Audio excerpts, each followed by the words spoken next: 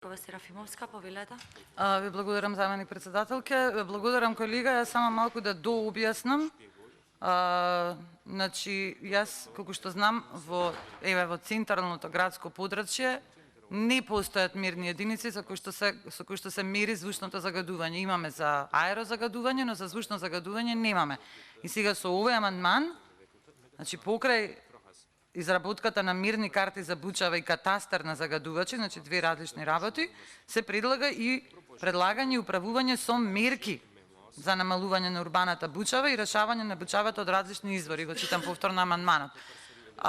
Така да, значи, со издвојување на оваа сума, не само што ќе се изработи катастар, туку ќе се почнат и сет на мерки, меѓу кои поставување на вакви мерачи на звучно загадување и слично. Втора работа, морам повторно да кажам, досадна сум веќе овие 5 дена, еве 5 ден истото го повторуваме, но и овој амандман е направен во соработка со граѓански организации.